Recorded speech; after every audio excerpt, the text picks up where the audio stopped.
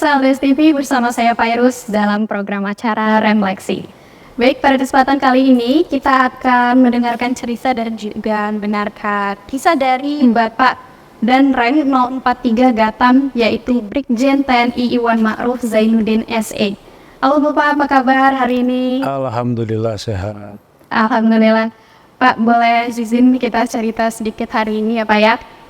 Oke. Pak, mungkin boleh Fairuz bacakan sedikit tentang profil ya Pak ya. Boleh. Jadi Komandan Korem 043 Garuda Hitam Lampung, nama Brigadir Jenderal TNI Iwan Ma'ruf Zainuddin SE, lahir di bulan September 1968 ya Pak ya, umur 55 tahun, terus lulusan dari Akademi Militer pada tahun 1991, berasal dari Kecamatan Infanteri Kopassus, betul ya Pak ya? Iya. Oke, dan mulai menjabat di tanggal 29 Maret 2023.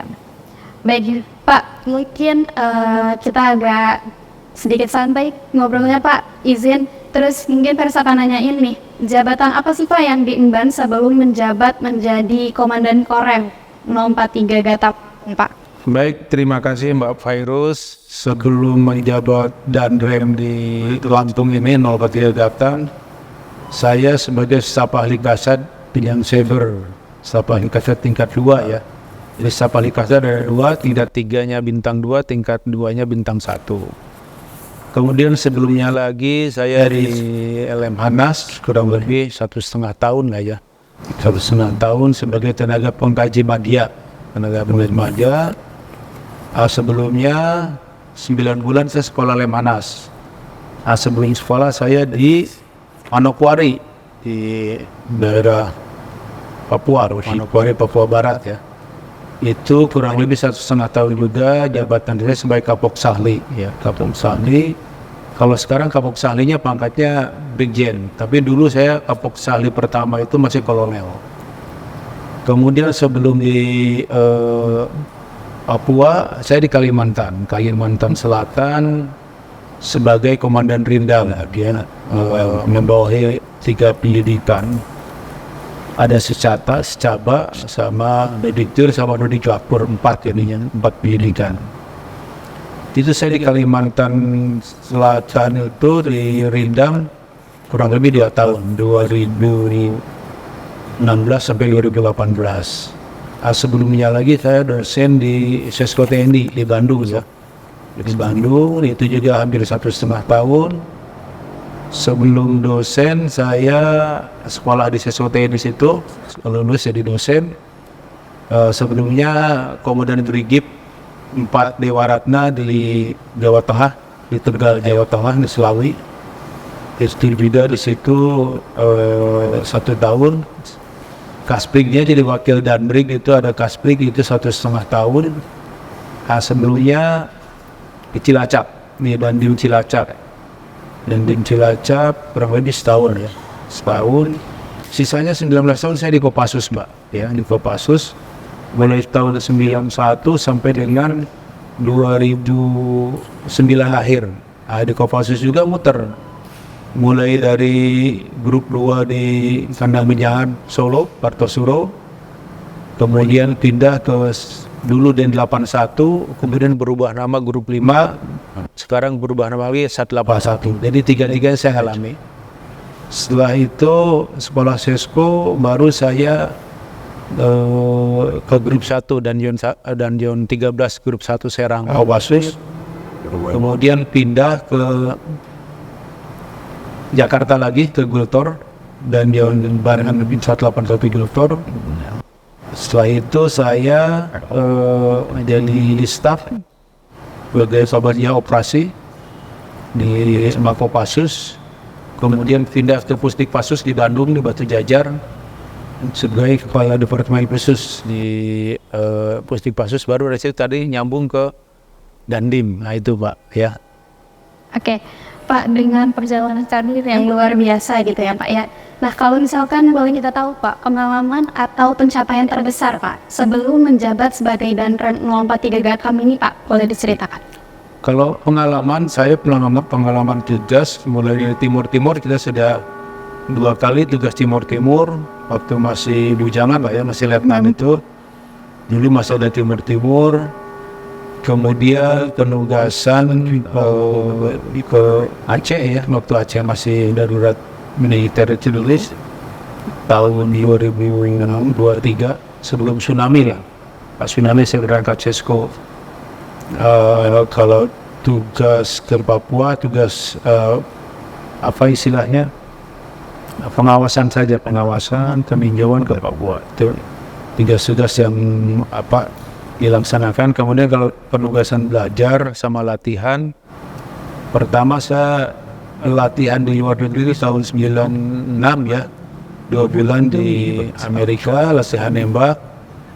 Kemudian tahun 97 itu di Korea 2 kali, jadi musim panas sama musim dingin.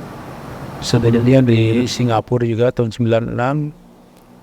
Kalau untuk merancang latihan itu di Malaysia itu kurang lebih 6 kali lah, tiap setahun 2 kali kita untuk merancang latihan itu. Kemudian setelah saya jadi dosen itu kita melaksanakan penugasan keluar itu sebagai yang pertama sebagai siswa. Dulu mana Kamboja ya, kalau Kamboja itu ya lebih ya dulu Kamboja, tentara Kamboja latihannya di tempat kita di Kopassus ya, termasuk pakaian senjata dikasih dari kita. Ya sekarang udah lebih maju daripada dulu. Kemudian waktu saya sebagai dosen bawa siswa itu ke Jerman ya, bawa siswa juga selama 1 minggu di sana di Jerman, sambil lihat juga kita ke tempat pembelian tank-tank kita yang dipakai di Indonesia itu ya di Jerman sana. Oke, Pak, kalau misalkan mendengar cerita kan sangat luar biasa gitu ya Pak, perjalanannya benar-benar berpindah-pindah gitu, terus dalam waktu yang cepat gitu ya Pak. Nah, kalau boleh kita tahu Pak, cerita sedikit mengenai dilantiknya sebagai Danrem 043 Gatam ini Pak, seperti apa Pak? Dilantik sebagai Danrem sebetulnya setiap saya itu sebelum bulan puasa lah ya, bulan puasa. Tetapi karena pertimbangan satuan atas serah terima itu setelah Lebaran. Jadi mungkin tanggung setelah Lebaran serah terima dengan komandan lama Pak Ruslan, sekarang menjabat Kasdam.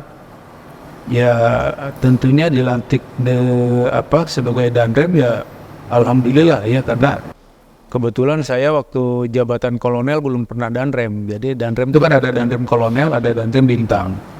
Karena dulu tidak sempat ya dapatnya Danrem ya bintang, alhamdulillah ya. Tentunya kita syukuri ya, jabatan itu adalah amanah untuk melaksanakan kegiatan pembinaan teritorial di wilayah Provinsi Lampung. Oke, baik Pak, nanti kita akan melanjutkan ceritanya sedikit. Jangan kemana-mana, tetap di Alias TV. Terima kasih.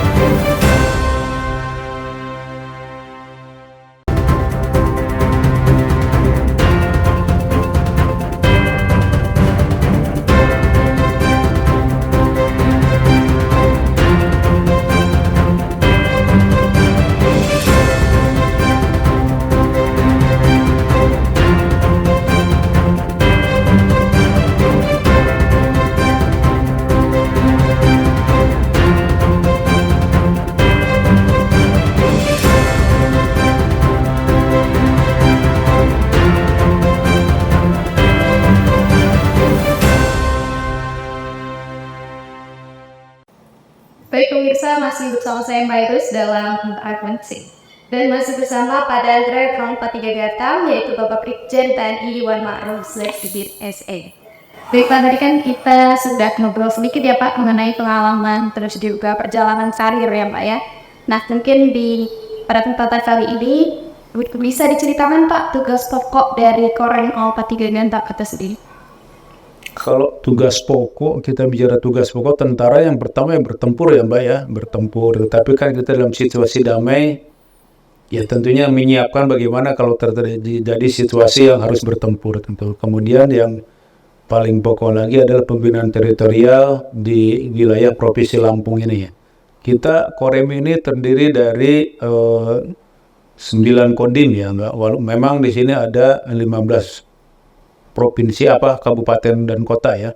Tapi ketika kodimnya hanya ada 9, berarti ada beberapa kodim yang membina lebih dari satu kabupaten atau kota. Kemudian punya satu batalion tempur, satu batalion 143 yang kebetulan baru pulang dari pengamanan di Papua kemarin. Dia baru pulang ya 2 bulan yang lalu lah, baru pulang dari Papua selama 1 tahun. Dalam melaksanakan tugas pembinaan teritorial ini tentunya kita juga tidak bisa berdiri sendiri, bekerja sama dengan stakeholder yang ada di Lampung ini untuk sama-sama membina bagaimana masyarakat di Provinsi Lampung ini ya betul-betul bersatu manunggal dengan TNI dalam membangun Provinsi Lampung ini, intinya membangun negara ini. Baik, secara garis besar kan dikatakan bahwa penggunaan dari seperti itu ya Pak ya. Nah, langkah apa saja Pak yang telah dilakukan dari Korem 03 Ganta untuk mewujudkan hal tersebut? Tentunya langkah lain yang dikerjakan, kita mengerjakan program-program yang sudah turun dari atas ya, dari Angkatan Darat. Programnya sudah jelas seluruh 1 tahun program itu ada TMMD, ada karya bakti, ada program latihan, program pendidikan, itu semua yang dilaksanakan. Kemudian ada juga program-program unggulan dari Angkatan Darat yang setiap saat dilaksanakan ya, setiap hari dilaksanakan. Mulai ada Kampung Pancasila, kita membangun, membina kampung itu agar betul-betul dia Pancasilais ya, tidak menyimpang dari Pancasila. Kemudian ada juga Manunggal Air, bagaimana kita membantu masyarakat untuk mengatasi kesulitan kekurangan air. Kemudian juga ada bersama-sama program pemerintah, membantu program pemerintah menangani stunting ya, menangani stunting. Kemudian ada juga program dapur masuk, Babinsa masuk dapur, itu program negara. Jadi Babinsa masuk dapur ini setiap saat Babinsa ngecek ke yang kelihatannya warga yang kurang mampu ya, lihat apakah dia masak atau tidak. Dia membawa bekal, misalkan beras, supermi dan ikan sarden lain-lain lah, sesuai dengan kemauan Babinsa. Karena Babinsa juga dibekali sama ada uang Babinsa untuk pembinaan masyarakat. Nah itu biasanya dia membantu masak atau dimasak makan bersama ya, seperti itu. Kemudian ada program unggulan dari Pangdam 2 Sriwijaya, Pak Majen TNI Januar Adil. Jadi mulai bulan September ada program dapur masuk sekolah. Nah, kalau sebetulnya bagusnya itu atau idealnya itu kita bawa mobil dapur itu masak di sekolah. Jadi itu juga tujuannya menurunkan stunting, membantu sekolah-sekolah yang istilahnya orang tuanya yang kemampuannya menengah ke bawah lah ya. Nah, kita di situ memberikan makan setiap hari Jumat, makanan bergizi, 4 sehat 5 sempurna ya. Itu pun anggarannya nggak ada Mbak. Tidak ada anggaran dari Angkatan Darat, tetapi itu adalah kita bekerja sama kolaborasi dengan Pemda, dengan rekan-rekan dari bank, mungkin dari perusahaan-perusahaan, bersama-sama kita untuk memberi makanan ataupun tambahan gizi kepada anak-anak, khususnya anak-anak TK dan SD. Itu setiap hari Jumat dilakukan di sekolah-sekolah, bergilir ke sekolah. Memang idealnya kita laksanakan seluruh sekolah dilaksanakan. Kalau memang anggarannya ada, ya mudah-mudahan dalam hal ini nanti ada anggaran dari Pemda, ya kita bantu lah, kita menyelenggarakan, tapi anggarannya ada dari hibah dari Pemda untuk kegiatan itu. Kemudian ada juga belakangan ini sebulan yang lalu diluncurkan program masuk kampus ya, kita TNI masuk kampus Di situ kita memberi pencerahan kepada adik-adik mahasiswa tentang apa sih tugas pokok kita, bagaimana membangun negara ini bersama-sama seluruh stakeholder yang ada, sehingga ada gambaran daripada para mahasiswa itu bagaimana dia lulus itu dapat membangun bangsanya, bangsa negaranya, seperti itu Mbak. Program yang sangat banyak, terus juga dikatakan soal membantu masyarakat gitu ya Pak ya. Dan bagaimana sih Pak pelaksanaan dari pembinaan itu sendiri kepada masyarakat terkait? Kalau pembinaan kepada masyarakat itu setiap saat dilaksanakan, karena kita terutama Babinsa yang di lapangan ya, pembinaan terhadap masyarakat dilaksanakan Babinsa, walaupun belum ideal Mbak, karena satu Babinsa itu membina lebih dari 1 sampai 2 desa ya. Batasan personil kita, karena personil kita Korem itu idealnya 5.000 lebih lah ya, hampir 6.000, tetapi baru terisi sekitar 3.000 sekian, sehingga baru 60%. Sehingga kita juga belum maksimal dalam personil, tetapi itu tidak menjadi kendala bagi kami untuk membina masyarakat di desa binaan masing-masing. Setiap hari para babinsa itu ya muter ke desa-desa, bagaimana apa ya, sekarang masyarakat juga kalau ada masalah terbuka, karena solusinya untuk penyelesaian masalah tentunya akan berkoordinasi dengan babin-babinsa dan kepala desa itu sendiri. Baik, Mbak, boleh kita tahu Pak program pembinaan apa yang dilaksanakan oleh Korem Pak untuk pembinaan kepada masyarakat? Kalau pembinaan tadi sama, program unggulan dari Angkatan Darat itu yang dilaksanakan sama Korem ya, mulai dari Babinsa masuk dapur itu dilaksanakan Babinsa, kemudian ada program Manunggal TNI Manunggal Air, itu kita mencari titik-titik air di mana masyarakat sulit untuk mendapatkan air. Kemudian ada pembangunan kampung Pancasila, bagaimana membangun kampung bisa itu betul-betul Pancasilais, di mana walaupun berbeda banyak suku di sini, karena agama, suku dan lain-lain ya tetap rukun ya. Kemudian juga ada penanganan stunting, itu tadi sudah gabung juga dengan dapur masuk ke sekolah. Kalau dapur masuk sekolah itu program unggulan yang baru aja 2 bulan lalu lah, September kita mulai.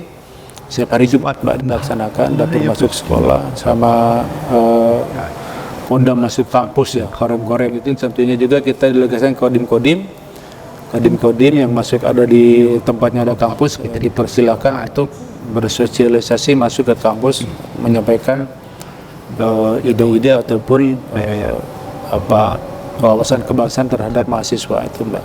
Baik, nanti kita akan lanjutkan lagi Pak setelah yang satu ini. Ya, terima kasih.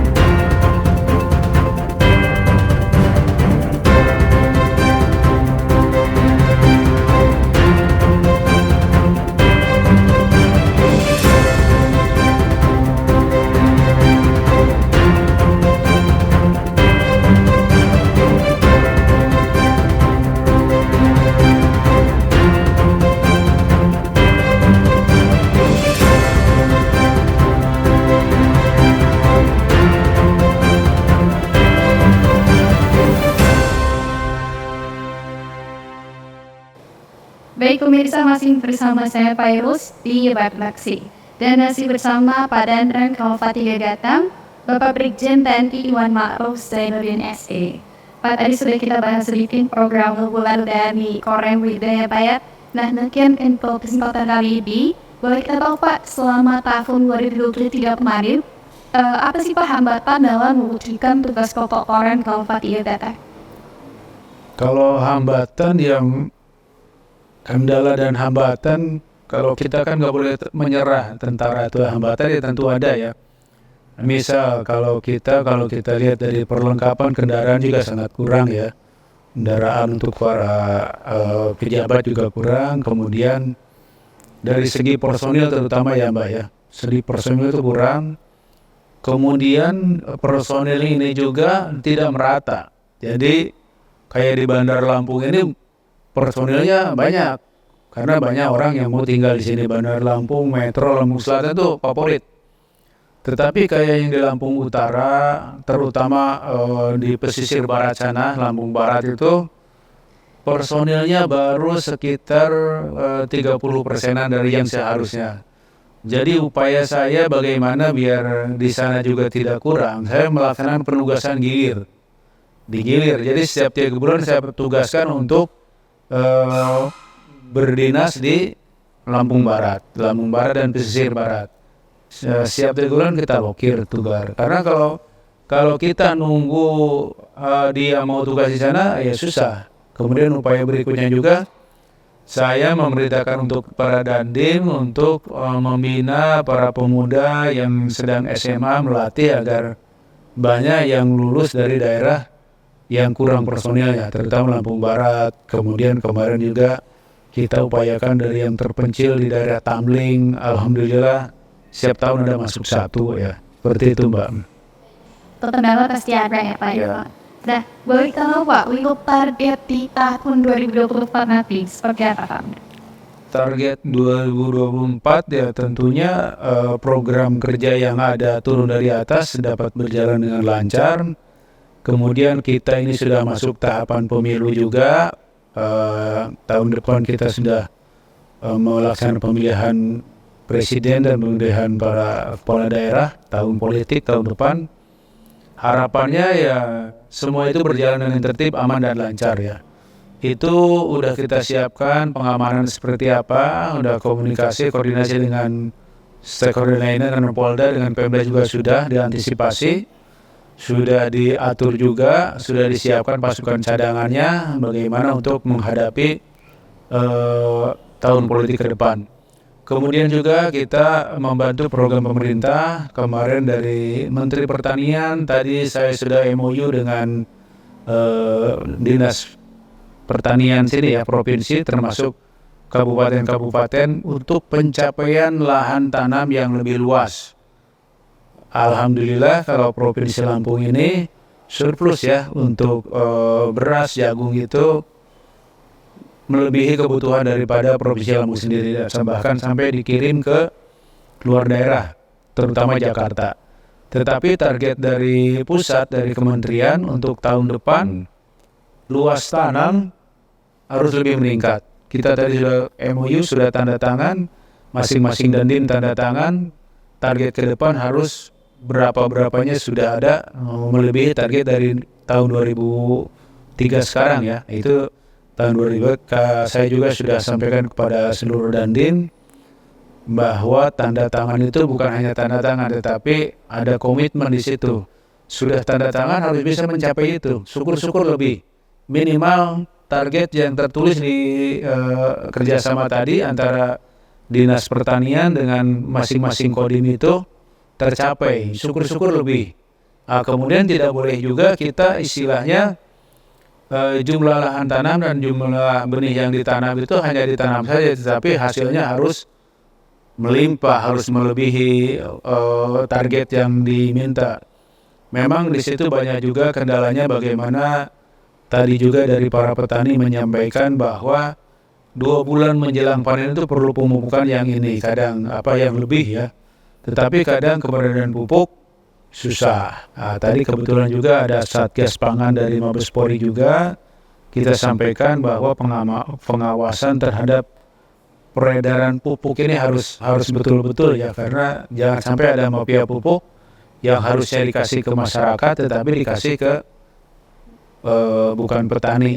Karena kalau petani yang punya kartu tani atau punya KTP dapat pupuk yang harga subsidi, tetapi kalau orang lain kan enggak, berarti harganya lebih mahal daripada harga subsidi. Itu mudah-mudahan apa yang kita tarikan tadi bersama-sama dengan Menteri Pertanian bisa tercapai. Ya saya harap ya saya sampaikan juga pada para kodim sampai dengan babinsanya untuk mencapai target tersebut, bahkan lebih. Nah, itu harapan kita, termasuk juga tadi harapan untuk tahun politik ke depan, mulai dari pilpres sampai dengan pilkadanya berjalan dengan tertib, aman, dan lancar.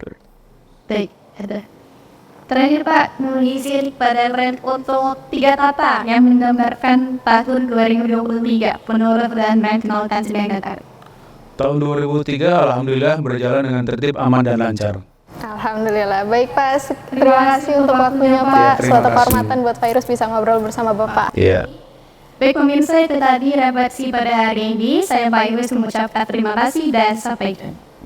Terima kasih.